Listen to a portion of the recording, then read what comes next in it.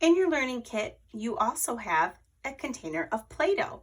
And Play-Doh is something we're going to use a lot for learning purposes. That means we're going to use our Play-Doh to make letters, numbers, shapes, words, all types of different things.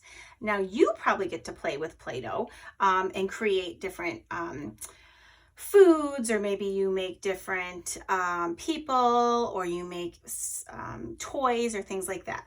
But today we're going to learn how we're going to use our Play-Doh to make shapes or numbers or words or letters. So the first thing you're going to do when you get your Play-Doh is you're going to peel off the top. And everybody's Play-Doh is going to be brand new. It hasn't been used before. So I'm going to get my Play-Doh out. Now you're not going to need all this Play-Doh, but it came out really easily. I'm going to take a chunk of my Play-Doh, maybe about a quarter of it, just a chunk of it, and I'm going to put the rest back in the container. And then I'm going to make what I call a Play-Doh snake.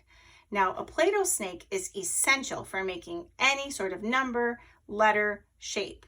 Now, how we make a Play-Doh snake is we're going to put the Play-Doh in our hand like this. I'm going to put my other hand on top. I'm going to move that Play-Doh container out of the way. And then I'm going to roll it back and forth. And I'm going to roll it, and I'm going to show it this way so you can see.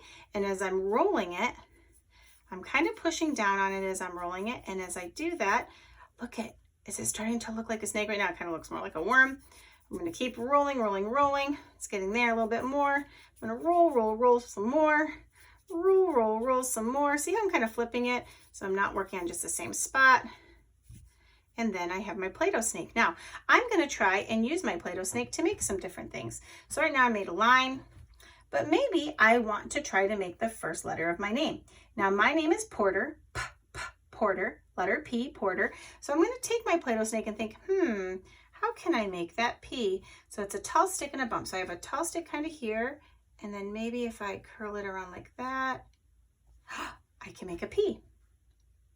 Now, maybe I want to try something else. Maybe I want to try to make a circle. So I'm going to take, let's see, I have this straight right now.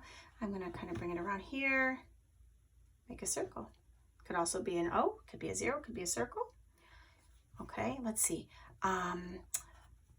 My birthday's tomorrow, and my birthday is on September 1st. So maybe I'm going to make a 1. Oh, I don't have to do anything. My birthday is September 1st. There it is. Or maybe I'm going to build the age my son is, which is 7. So I'm going to see, let's see, a 7 goes across and down. So I'm going to think, how can I build that?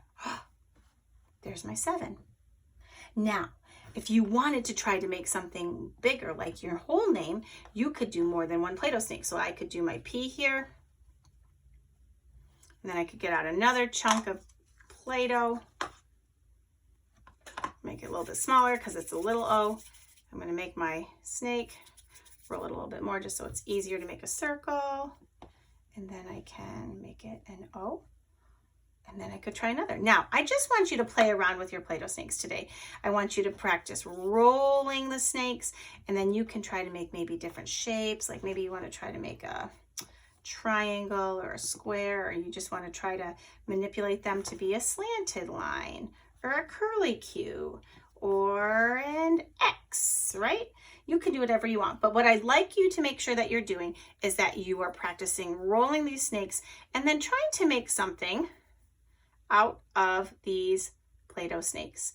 Now, once you're all finished, I want you to try to do this for about 10 minutes. I'm going to have you put the Play-Doh back in. Now, you don't need to smush it down in the bottom. That's actually going to make it really hard to get back out, but you can put your Play-Doh back in there just like that.